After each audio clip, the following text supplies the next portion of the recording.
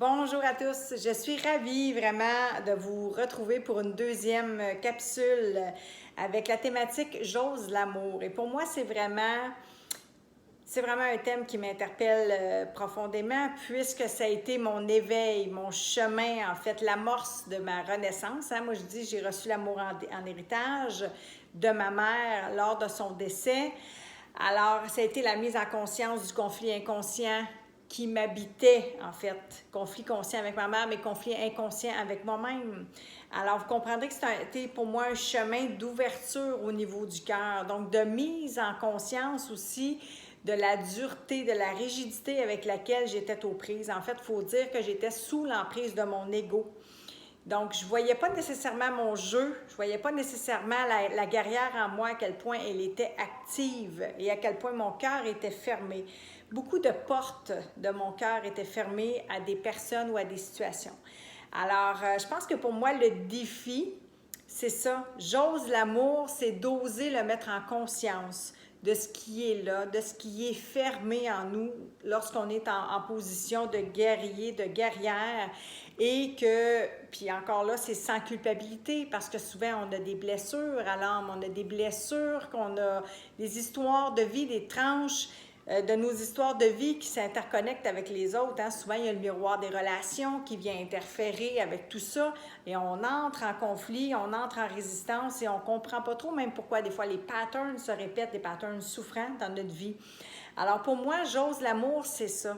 C'est d'oser mettre l'étape 1, là, de le mettre en conscience, de l'accueillir. Et l'accueil étant une vibration d'amour, va nous ouvrir déjà sur ce chemin-là de pacification à soi, aux autres et même à la vie.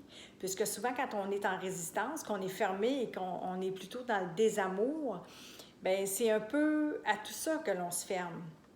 Alors pour moi, c'est une invitation à se recueillir, c'est une invitation à s'intérioriser, à s'observer avec amour, bienveillance et compassion. Regarder un peu, observer notre jeu, nos blessures, les comportements qui nous font souffrir, même très souvent inutilement, dû au discours du mental, à l'emprise de l'ego, pour aller vraiment redescendre. Moi, j'aime bien dire, souvent, c'est le chemin le plus court, de la tête au cœur, quelques centimètres à parcourir, mais parfois, ça peut être un chemin long pour aller ouvrir ce cœur-là, détendre ce muscle-là et réapprendre, en fait. Pour moi, c'est renaître. C'est le titre de mon dernier livre, c'est renaître par amour de la souffrance à l'émergence. Alors, pour moi, j'ose l'amour, c'est un peu tout ça. C'est un amalgame de choses que j'aime inviter les lecteurs, les lectrices, les gens avec qui je co-crée à nous ouvrir collectivement, à aller nous intérioriser, à aller à la rencontre de l'être véritable. Parce que moi, tout est là. Tout est dans l'être, tout est dans l'âme, tout est dans le cœur. Fait que j'ose l'amour, pour moi, c'est vraiment le chemin à emprunter. C'est le chemin à découvrir. C'est oser même faire ce saut parfois dans le vide, oui, de suivre cette intuition-là. Parce que pour moi, le cœur, c'est l'intelligence aussi qui est liée au cœur.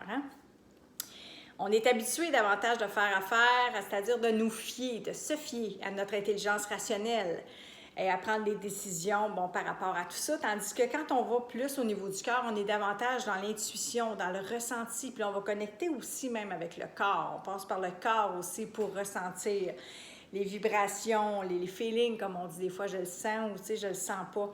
Alors, je pense que c'est important d'aller reconnecter à ça. C'est ça, j'ose l'amour. Je prends des risques aussi d'aimer, d'apprendre à m'aimer. Puis pour moi, ça passe par l'acceptation. Pour moi, maintenant, l'acceptation, et ça, autant personnel que sur ce qui nous entoure, l'acceptation d'une situation difficile, mais l'acceptation de qui on est, tant ombre et lumière, va nous mener à un chemin d'amour de soi. Lorsqu'on est capable d'apprendre à aimer nos ombres, d'apprendre à les accueillir, ces imperfections-là. Alors, c'est tout un chemin, c'est certain, mais je pense que le chemin en vaut vraiment la peine parce qu'on peut y récupérer une belle et grande partie de sa vie, c'est-à-dire des richesses qui nous habitent véritablement, celles de notre être, celles de notre âme, et qui vont nous guider sur des chemins beaucoup plus, je dirais, joyeux, d'une vraie joie, d'une joie véritable, d'une joie profonde, qui vient à partir de soi et non pas de l'extérieur. Alors, c'est ce que je nous souhaite. Beaucoup d'amour, d'oser l'amour. Je vous embrasse. Ciao!